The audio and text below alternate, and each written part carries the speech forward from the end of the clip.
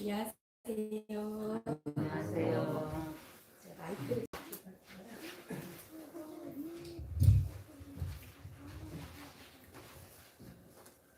제가 어제부터 감기 기운이 있었어요. 코맹맹이 소리가 좀 나죠? 아, 내일은 설교인데 어떡하나 하면서 예수님께 기도를 했어요. 근데 예수님께서 마음의 평안함을 주시더라고요. 사실 오늘 오기 전까지 계속 말씀을 준비하다가 올라왔는데 지금 이 시간 하나님의 성령께서 저의 마음에 역사하셔서 하나님께서 주시는 말씀 하고 싶습니다. 아멘. 오늘은 사울의 외람됨이라는 주제로 말씀을 제목으로 드리겠습니다. 제가 외람됨이 뭔 뜻일까 찾아봤더니 하는 짓이 분수에 지나치다 이런 뜻을 가지고 있대요. 사울이 분수에 지나친 뭔가의 행동을 했나 봅니다.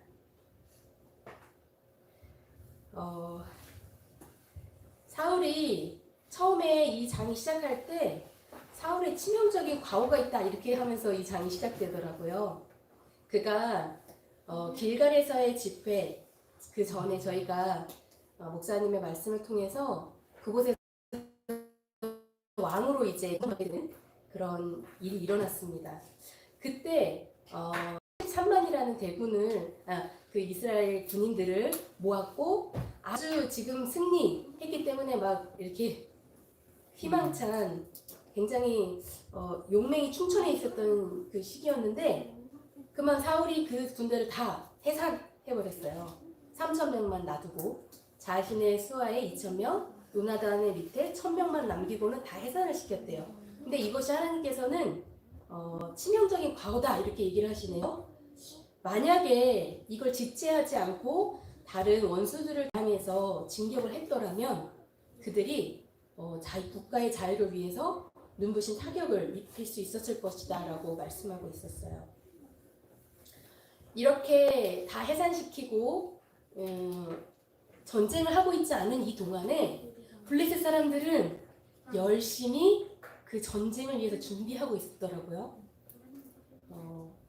그들이 제가 블레셋 사람들이 도대체 어떤 민족일까 좀 궁금해서 찾아봤는데 전에 한번 얘기해 주셨던 것 같기도 하고 기억 다시 한번 떠올려 볼까요?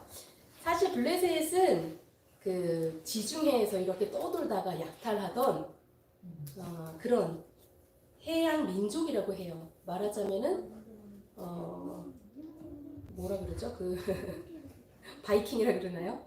그 사람들처럼 이렇게 막 약탈하고 거기 바다에서 살다가 이제 이곳으로 내려와서 이 노란 선 이렇게 있는 쪽이 이제 이집트 끝에 화살표 끝이 이집트를 가리키고 있어요. 그래서 이집트 쪽에 와서 결국 이 빨간 선이 뭐냐면 블레셋 사람들이 이렇게 와서 이렇게 정착했을 것이다 예측하는 통로인 거예요. 이렇게. 그래서 이스라엘 그 나라의 왼쪽에 저희가 요즘 그 가자지 이렇게 얘기하는 그쪽에 이 블레셋 사람들이 진치고 살았다고 합니다. 블레셋 즉 팔레스티아인들 그래서 사실은 팔레스타인 이 말이 여기서 어원이 됐다고 해요. 그래서 해양 민족으로 불렸으며 여기 토착 세력이 원래 아닌데 그 해나 크레타섬 그 위에 있는 섬 등에서 고대 미케네 문명을 건설한 그리스계 이주 세력으로 추정된다 이렇게 이야기를 하더라고요. 이집트 벽화에 그 라암세스 신전에 이렇게 부조로 남겨져 있는 벽화에 보면은 이 해양 민족들과 싸우고 있는 장면들이 이렇게 남아 있다는 것을 알 수 있습니다. 이게 한 BC 1188년 정도에 그려진 벽화라고 침공한 것이라고 이렇게 예측하고 있어요. 그 사람들이 강력했던 이유가 철기 문화를 가지고 있었다고 해요. 그래서 막강한 군사력을 가지고 있었습니다. 근데 이스라엘은 어땠죠? 그들이 가지고 있었던 무기가 있었나요? 네. 이스라엘은요, 창하고 칼은 딱 두 사람만 가지고 있었대요. 사울이랑 요나단만 가지고 있었다는 거예요. 사실은 블레셋인들이 계속 이스라엘과는 전쟁하고 이렇게 했었잖아요. 그래서 그 압박 통치를 하던 기간에 대장간 영업을 못하게 했었대요. 근데 이제는 평화 조약이 맺어졌는데도 불구하고 이스라엘 사람들은 그 전쟁을 위해서 준비하지 않았다고 해요. 그 무기 준비를 게을리했다라고 이렇게 말씀이 기록되어 있습니다. 그래서 활과 물매는 가지고 있었지만 이 사람들이 칼을 들고 싸울 수는 없었어요. 자, 이제 사울이 시세 2년에 왕이 된 지 2년쯤 됐었던 해에 블레셋 사람들과의 전쟁을 선포했습니다. 그래서 이제 공격을 시작했는데요. 첫 공격은 아들 요나단이 시작했어요. 그래서 개발하는 곳에 있는 블레셋 수비대를 쳐서 함락시켰습니다. 자, 이제 블레셋 사람들이 가만히 있을까요? 이제 본인들은 계속 전쟁 준비를 해왔잖아요. 이제 바로 즉시 이 패배로 이제 격분한 이 사람들이 이스라엘 기습 공격. 그래서 요단 건너편 지파들을 포함해서 모든 지파의 군사들을 길갈에 이스라엘 군대에 모이고 그 다음에 블레셋 사람들도 모였습니다. 블레셋 사람들은 믹마스라는 곳에 이제 서로 대치되는 곳에 이렇게 모였는데요. 그 사람들 병거가 몇 만이래요? 3만이래요. 마병이 6천이요. 백성은 해변에 모래같이 많았다. 그러니까 어마어마하게 많은 사람들과 맞닥뜨리게 된 이스라엘 백성들의 마음이 어땠을까요? 이런 모습이겠죠? 막 병거, 마병 막 이렇게 쫙 칼을 다 들고 착착착착 준비해 있는데 지금 어때요? 너무 초라하죠? 농기도 들고 있고 이 사람들은 사실 군인들이라기보다는 그냥 백성들이 어울리는 것 같아요. 이 소식이 길갈에 있는 사울과 군사들에게 전달되었습니다. 자, 이제 백성은요 자기네가 싸워야 될 그 강력한 군대를 생각하니까 이제 감당이 서늘해졌어요. 그들이 준비가 되어 있었나요? 원수를 만날 준비가 안 돼 있었어요. 그래서 사람들이 너무나 두려운 나머지 어떻게 하기 시작했냐면 전투 준비하러 이제 검열을 하는데도 나오지도 않고 요단강 건너서 막 도망가고 바위 틈에 막 숨고 이제 막 싸울 시간이 다가오는데 이 사람들이 너무 두려워서 다 탈출을 해버리는 거예요. 그래서 막 그 하나님에 대한 신앙심을 그래도 부여잡고 남아있는 사람들조차도 마음에 용기가 안 나고 불길한 예감과 공포심 이렇게 휩싸여 있는 상태였습니다. 자, 이제 사울은 왕으로서 이 싸움을 해야 했습니다.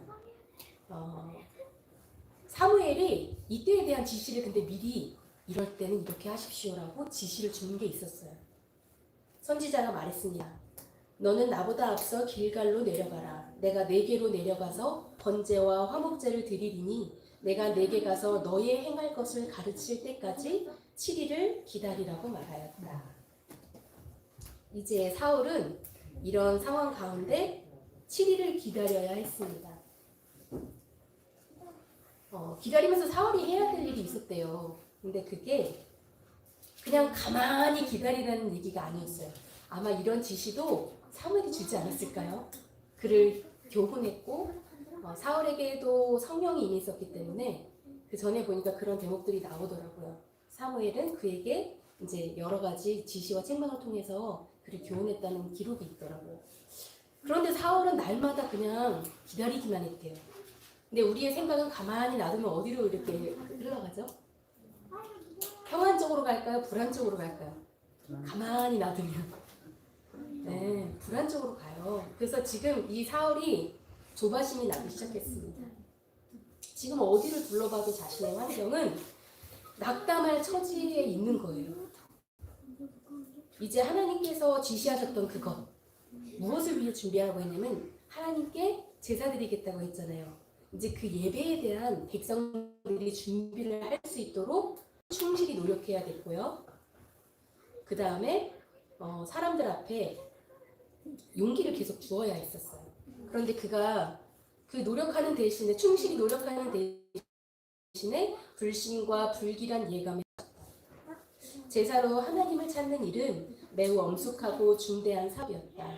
하나님께서는 재물이 당신 앞에 간합되고 원수를 정복하려는 저들의 노력에 당신의 축복이 같이 할 수 있도록 당신의 백성이 저희 마음을 살피고 죄를 회개하기를 요구하셨다.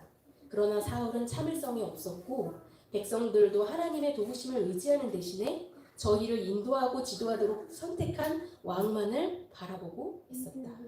이들이 광풍처럼 마음이 흔들릴 수밖에 없었던 이유가 바로 여기에 있었어요. 사실 하나님께서는 이 시간을 통해서 그들을 구원할 수 있는 유일한 하나님께 시선을 돌리기를 바라셨어요. 그래서 자신들의 죄를 마음을 살피고 죄를 회개하고 하나님을 의지하게 하시고자 이것을 허락하셨는데 지금 아무도 하나님을 보고 있는 사람은 없고 주변의 환경과 자신들이 뽑아놓은 왕만 바라보고 있는 상황입니다. 사단은 항상 사람들에게 그들의 감각을 혼란시키고 악한 마음을 품게 하며 강포와 죄악을 범하게 하려고 힘쓰고 있다. 그런 생각을 계속 넣어주는 존재가 있기 때문이죠.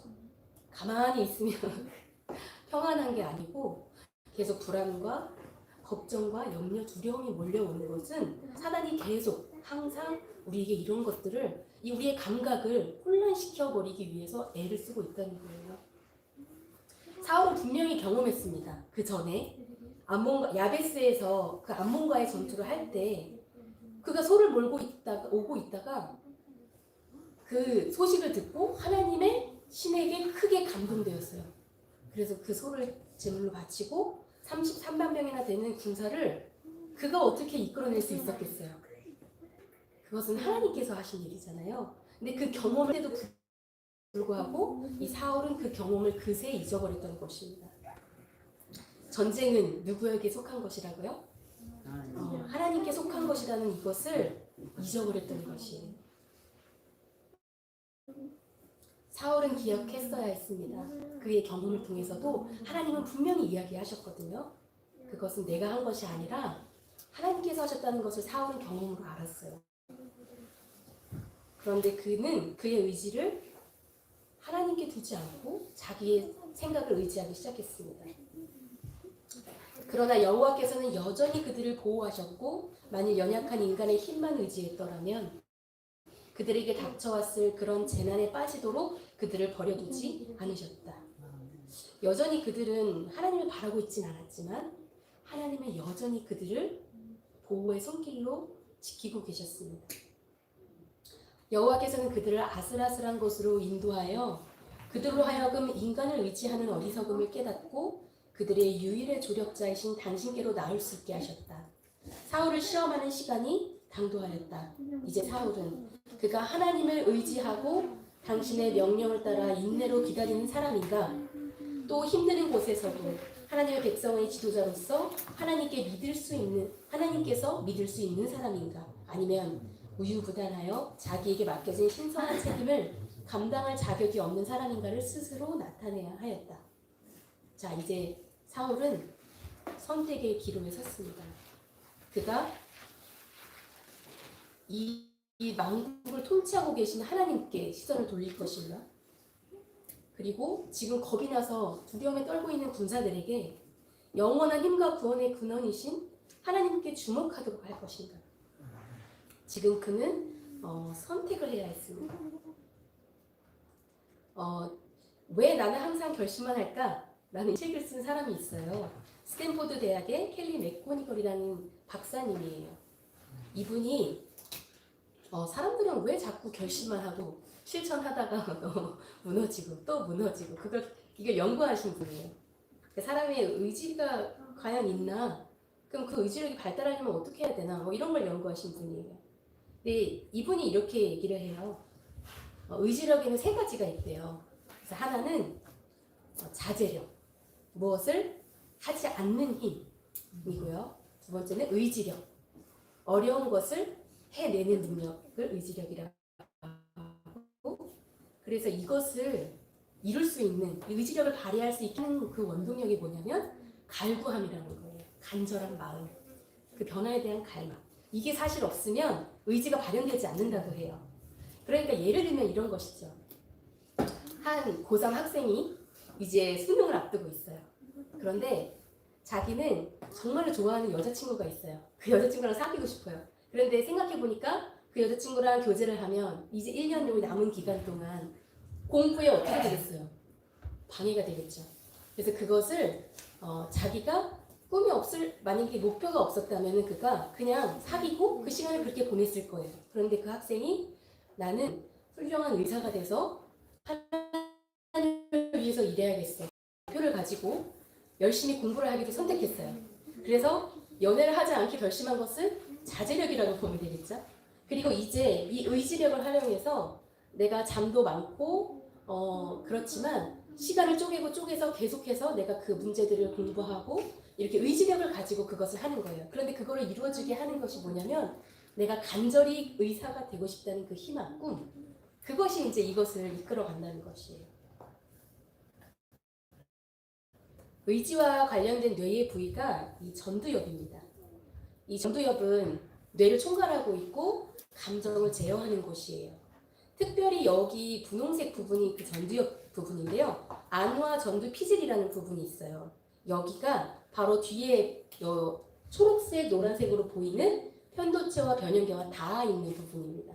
근데 이 편도체와 이 변형계는요, 감정이 시작되는 곳이에요. 그래서 우리가 두려움, 뭔가 그런 감정들을 느끼는 것이 바로 거기, 이 초록색, 노란색 부위고요. 거기와 연결돼서 그곳이 불안하거나 이럴 때 우리에게 이성적으로 그것을 컨트롤하고 판단하게 해주고 이렇게 하는 역할이 안와 전두 피질이라는 것입니다. 특별히 그곳에서는 그 양심과 관련된 부위가 그 안와 전두 피질이다 이렇게 보시면 될 것 같아요. 그래서 어떻게 하면 의지력이 파괴되냐면요. 의지를 활용하지 않게 되면은 뇌가 이 전두엽이 점점점 작아진다고 해요. 그래서 만약에 내가 게임에 중독이 됐어요. 그러면 게임 중독된 이 학생의 뇌가 줄어 있었다는 거 전에 강의를 통해서 들으셨나요? 그러니까 이게 쓰지 않으니까 이 뇌가 줄어들었어요. 그 기능이 떨어져. 왜 쓰지 않는가? 우리 뇌는 에너지를 굉장히 많이 소모하는 기관이에요. 그래서 이 뇌가 내가 맨날 반복하는 행동 있죠. 그런 일상적으로 하는 그 일에는 특별한 의미를 부여하지 않고 그냥 바로 길을 만들어 내는 거예요. 그 길을 한번 만들고 그 길을 계속 반복하면 자동으로 내가 특별히 인지하고 생각하지 않아도 그냥 그렇게 되게 하는 거예요. 그런데 우리가 글을 읽고 인지를 하면 이 전두엽이 활성화되고 그렇지만 영상을 보게 되면 그게 그냥 이렇게 전두엽이 이렇게 활발하게 움직여지지가 않는다고 해요. 그래서 이제 영상이 중독이 되거나 게임을 계속 몰두하는 사람들 그렇게 되면 이제 여기 전두엽이 망가진다고 합니다. 그래서 가치를 판단하고 그래서 의사결정을 하고 공감하고 이런 능력이 떨어집니다. 고감 1권 602페이지에 이런 말씀이 있어요. 품성의 위력은 두 가지, 곧 의지와 자제력으로 구성된다. 많은 청년들이 강하고 제어되지 않은 격정을 품성의 위력으로 오해하나 사실은 자신의 격정의 지배를 받는 자는 연약한 사람이다. 인간의 진정한 위대함과 고귀함은 그가 지배받는 감정의 힘에 의해서가 아니라 그가 지배하는 감정의 힘에 의해 측량된다. 가장 강한 사람은 모욕에는 예민하나 격정을 억제하고 그의 원수를 용서하는 사람이다. 이러한 사람들이 진정한 영웅이다. 품성의 두 기둥이 의지력과 자제력이라는 거예요. 이거 절제 113페이지에 나와 있는 말씀이에요. 의지란 사람의 인간 본성 가운데서 지배하는 힘이다. 만일 의지가 확립되면 생애의 모든 나머지 것들은 그의 지배하에 들어오게 된다. 의지란 기호나 경향이 아니다. 그것은 선택이요, 결정하는 능력이요, 사람 속에 작용하여 하나님께 순종하게도 불순종하게도 만드는 최고의 능력이다.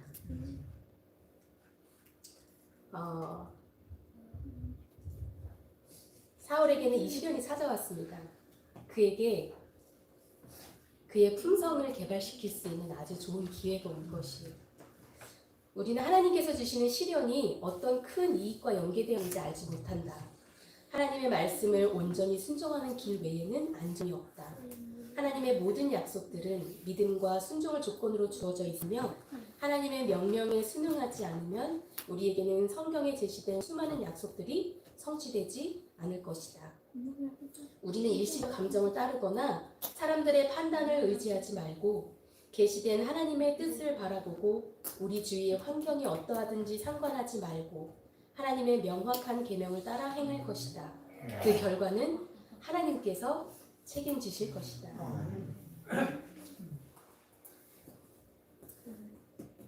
선택의 자유가 없었다면 뭐가 같지? 그냥 정해진 대로 살아서 살아야 됐을 거예요. 그런데 하나님께서는 우리에게 이 선택력을 주시면서 선택을 할 수 있는 자유의지를 주시면서 그것을 통해서 품성이 개발되도록 하나님께서 만드신 것입니다. 어떤 쪽을 선택하느냐에 따라 우리의 품성은 개발될 수도 아닐 수도 있다는 것이죠. 자, 그런데 너무나 아까도 말씀드렸듯이 악한 것은 선택할 필요 있어요, 없어요? 네, 가만히 두면 그냥 흘러갑니다. 저희 생각과 행동이. 그래서 우리는 선한 쪽을 선택하기 위해서 이 의지력을 사용해야 합니다. 사울은 어떤 선택을 했을까요? 그가 과연 하나님을 바라보고 하나님을 의지하기로 선택했을까요? 아니면 자신의 생각을 따르기로 선택했을까요? 사울은 조바심을 가지고 사무엘이 도착하기를 기다렸습니다. 근데 사무엘이 와요, 안 와요? 안 와요. 정한 때가 딱 됐는데 탁 나타나면 좋겠는데 안 나타나니까 이 속이 타기 시작했어요. 그래도 나름 정한 시간까지는 기다렸죠? 조금만 더 기다렸으면 좋았을 텐데. 하나님의 섭리가 그 종을 지체하게 하셨대요. 사울은 이제 침착하지 못했습니다. 이제 충동적인 정신은 더 이상 억제될 수가 없었어요. 지금 이 사울에게 필요한 건 아까 세 가지 의지력 중에 무엇일까요? 자제력이 필요했겠죠. 이것을 억제할 수 있는 힘. 백성들의 공포심을 진정시키기 위하여 무엇인가 해야 된다고 느낀 사울은 종교 집회를 열었습니다. 그래서 제사를 드려서 내가 하나님께 도움을 구해야겠다. 되게 선하죠? 하나님께 제사를 드려서 내가 하나님께 도움을 구해야 되겠다는 이 생각 자체로는 선합니다. 그런데 하나님께서 그 일을 사울에게 지시하신 일이 아니에요. 하나님께서는 성별된 자만 제사를 드리도록 허락하셨죠. 그런데 사울이 의복도 제대로 갖추지 않고 그냥 무기를 차고 갑옷을 입고 하나님께 제물을 드렸습니다. 자, 그의 결과는 이렇게 되었어요. 사실 그것은 사울의 처세술이었습니다. 백성들을 어떻게든 이렇게 좀 더 들도망가게 하려고 처세술을 사용했어요. 그래서 이렇게 제사도 드려보고 하나님의 도우심을 구해야겠다 막 이렇게 보이는 데서 하려고 했는데 결국은 어떻게 됐냐면요. 그 노력이 헛수고였대요. 지금 군대가 몇백 명밖에 안 남았냐면 600명으로 줄어들었대요. 이제 그걸 보고 사울도 마음에 실망이 되었어요. 그래서 개발하는 곳을 물러갔습니다. 사무엘이 그것을 보고 너무나 마음이 아팠어요. 어떻게 이렇게 행하였느냐고 책망을 하죠. 사실은 사울은 사무엘에게 이 책망을 들을 게 두려웠어요. 그래서 뭔가를 해야 되겠다고 생각을 했는데 사실은 책망을 듣는 행동을 해버렸습니다. 사울이 결국은 이렇습니다. 만일 사울이 이 시련의 때에 하나님의 요구를 존중하였더라면 하나님께서는 사울을 통하여 당신의 뜻을 이룰 수 있으셨을 것이다. 이제 그의 실수는 그가 하나님의 백성에게 그분의 대리자가 되기에 부적당하다는 것을 증거하였다. 그는 이스라엘을 그릇된 길로 인도할 것이다. 하나님의 뜻보다는 오히려 자기의 의지가 지배적인 능력이 될 것이다. 만일 사울이 충실했더라면 그의 나라가 영원히 섰을 것이다. 그러나 그가 실패한 이상 하나님의 목적하신 바는 다른 사람을 통하여 성취되어야만 했다. 그가 성취할 수 있었던 하나님의 일이 그 축복이 다른 사람에게 넘어가게 되었습니다.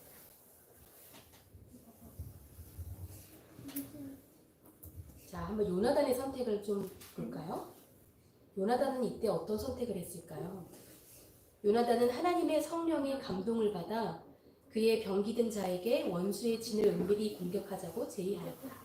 자, 제의를 하였고 기도를 했나요? 아니면 성령의 인도하심을 받고 제의를 했나요? 네, 먼저 하나님의 성령의 감동이 되었습니다. 그 다음에 제의를 했어요. 그러면 이 제의는 어디로부터 온 것일까요? 이 생각은 네, 하나님께로부터 온 생각이었어요. 여호와께서 우리를 위하여 일하실까 하노라.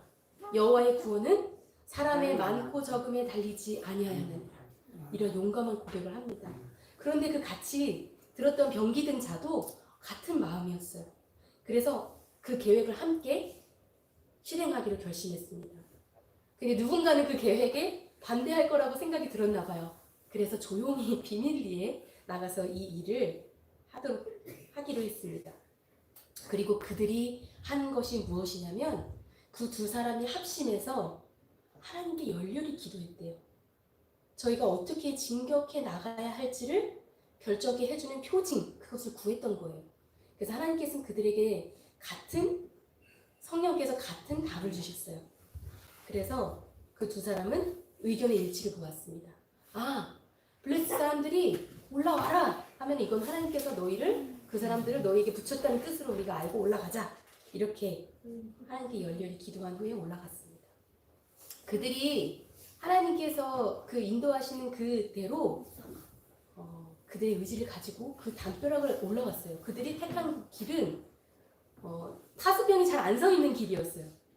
왜냐하면 이렇게 험한 곳으로 올라올 거라고 전혀 예측하지 못한 그런 험한 길을 선택해서 그들이 그곳으로 올라가기 시작했어요. 하늘의 천사들은 요나단과 그 수행원을 보호하고 그들 곁에서 싸웠으므로 블레셋 사람들은 그들 앞에 엎드러졌다. 이 단 두 사람은 그 용감하게 그들 진영으로 들어갔어요. 그런데 그들이 그 두 사람이 아무리 힘이 센들 100명을 죽일 수 있었다 한들 그들이 승리할 수 있었을까요? 못하죠. 이것은 하늘의 천사들이 그들과 함께 있기 때문이에요. 그들이 모르겠어요. 칼을 한번 휘두르면 천사들이 100명 죽여줬는지는 모르겠는데 하느님의 천사들이 그들과 함께 싸웠습니다. 그리고 땅이 진동을 했대요. 뭔가 엄청난 기병과 병거들이 막 배에 군중이 막 몰려오는 것 같은 그런 발자국 소리가 나는 것 같은. 그래서 지금 이 블레셋 사람들은요 혼비백산에서 서로 죽이기 시작했어요. 정신이 없는 거예요. 지금 이들의 감정 상태가 이 전두엽의 통제를 받고 있지 않은 상태가 된 거예요. 요나단은 그때 하나님께서 나를 돕고 계시는구나 하고 인정할 수밖에 없었어요. 그 표적들을 인정했대요. 그런데 또 누구도 인정했냐면 블레셋 사람들도 인정했대요. 요나단도 그것을 보았고 블레셋 사람들도 그것을 인정할 수밖에 없을 정도로 그 사람들이 그런 승리를 거두게 된 것입니다. 하나님께서 이스라엘의 구원을 위하여 역사하고 계심을 그들도 알았습니다. 그대의 의지를 그리스도께 굴복시킴으로 그대의 생애는 그리스도와 함께 하나님 안에 감추어지고 모든 정사와 권세를 초월한 능력과 연합할 수 있다. 그대는 그대를 하나님의 능력에 굳게 붙들어 메어줄 수 있는 능력을 하나님으로부터 받게 될 것이다. 그러므로 새 생애, 산 믿음의 새 생애가 그대에게는 가능할 것이다.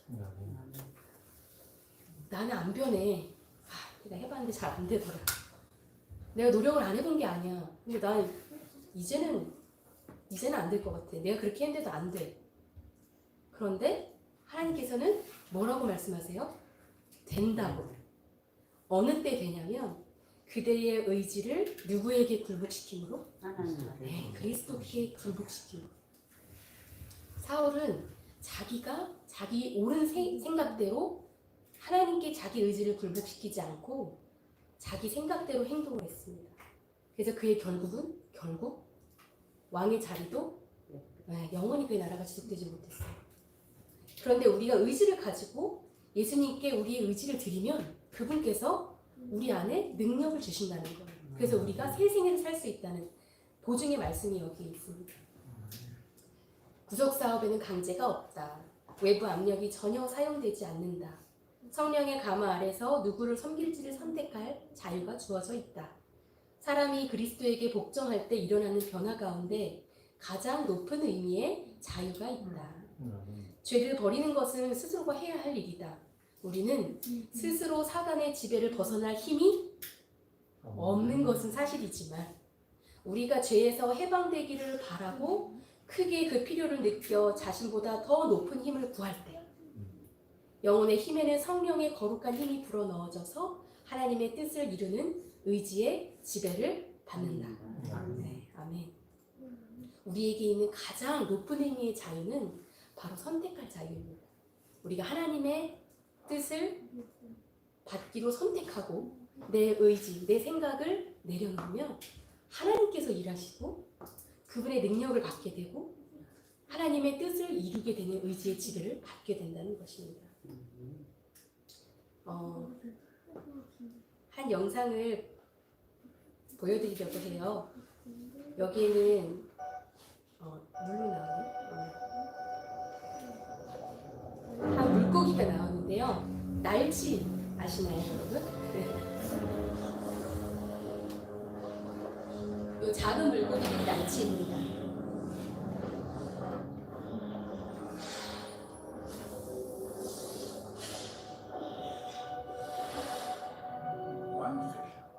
그렇지만 한 물고기는 다른 탈출 전략을 진화했습니다. 완전히 물을 벗어나서 공중에서 날아갑니다.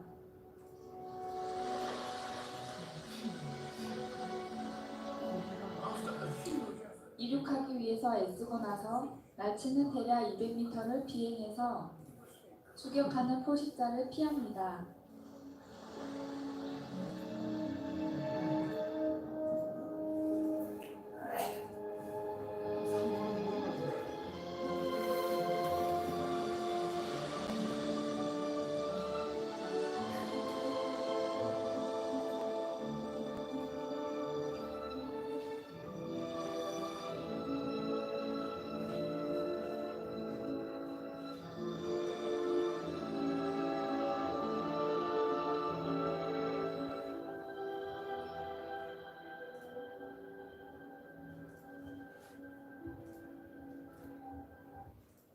하늘을 나는 물고기가 있다니. 한번 날면 200m를 날아간다고 해요. 시편 40편 2절의 말씀입니다. 나를 기가 막힐 웅덩이와 수렁에서 끌어올리시고 내 발을 반석 위에 두사 내 걸음을 견고하게 하셨도다. 현실이 참 어렵죠. 포식자가 나를 쫓아와요. 그래서 참 여기서 피할 수 없을 것 같을 때 우리의 의지를 하나님께 드림으로써 우리는 이 현실을 날아서 피할 수 있다는 것입니다. 제가 지난 안식일에 저희가 찬양 예배를 드렸잖아요. 그 반주를 계속 연습을 했었어요. 그 녹음을 하려고 했는데 이게 참 생각보다 쉽지가 않더라고요. 그래서 제가 이렇게 잘했다고 생각하고 다시 들어보면 어딘가 박자가 빠르고 어딘가 느리고 그리고 뭐 하나는 빼먹었고 그래서 지우고 제가 한 수백 번을 했던 것 같아요. 그런데 제가 의지를 가지고 나 하나라도 빠지면 안 될 것 같은 생각이 들었어요. 저도 함께 찬양하고 싶었고 우리 교인님들과 같이 힘을 합쳐서 찬양해 하고 싶었어요. 그래서 내가 어떻게든 한 사람이라도 이 반주를 녹음을 해서 같이 불러야 되겠다는 생각이 들었어요. 그래서 제가 정말 애들이 너무 계속 똑같은 곡을 연주하니까 엄마 또 그거 계속 연습한다고 힘들어했어요. 근데 제가 그걸 계속 하면서 나중에는 메트로놈을 틀어놨어요. 메트로놈이 박자를 딱딱딱딱 잡아주니까 거기에만 귀를 잘 기울이면은 그래도 얼추 되더라고요. 그래서 계속 이제는 메트로놈을 틀어놓고 계속 연습을 하다가 좀 지친다. 이제 실수 안 하고 끝났으면 좋겠다 하는데 어느 순간 제게 그런 생각이 들어왔어요. 예수님이 메트로놈 같다는 생각이 들었어요. 내가 내 힘으로 내 생각대로 내 피아노를 쳐버리면 이게 결국엔 지워야 되는 거예요. 박자가 안 맞아요. 쓸모가 없더라고요. 그런데 제가 그 메트로놈에 귀를 기울이고 애를 쓰고 그것에 계속 박자를 맞추기 위해서 앞서 나가지 않고 처지지 않기 위해서 제가 계속 그것을 연습을 하고 계속 했을 때 결국에는 그게 노래할 수 있을 만큼 되더라고요. 그래서 정말 하나님께 감사드렸는데 제가 내가 예수님의 음성에 이렇게 계속 귀 기울여서 그분께 집중해서 이렇게 내 인생을 연주해 나간다면은 내 음악은 어딘가에서 연주되겠구나. 삭제되지 않고 의미가 있는 음악으로 쓰여지겠구나. 근데 제가 그걸 연습하면서 그거를 딱 깨달아지는 순간 이 연주를 하는 게 힘들지가 않고 너무 감사한 생각이 들더라고요. 그래서 기도를 하면서 예수님, 저 예수님의 그 음성에 귀 기울이고 싶어요. 이 메트로놈 소리에 제가 듣듯이 예수님의 음성을 계속 듣고 순종이 나가게 도와주세요. 그런 기도를 하게 됐습니다. 선택권을 주시기 위해서 십자가의 희생을 하셨습니다.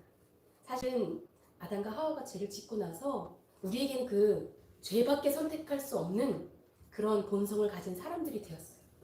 그런데 그분의 십자가가, 그분의 영원한 죽음이 우리를 하여금 다시금 선한 것을 선택할 수 있도록, 하나님의 뜻을 선택할 수 있도록 그 선택권을 부여해 주셨다는 그 사실을, 우리가 정말 그것이 귀하다는 사실을 인지하시고 우리의 이 의지를 하나님께 드리고 그것을 우리가 의지를 활용함으로써 우리의 성품이야 예수님을 닮아가는 그런 저희 성도님들과 제가 되기를 바라면서 말씀을 마치겠습니다.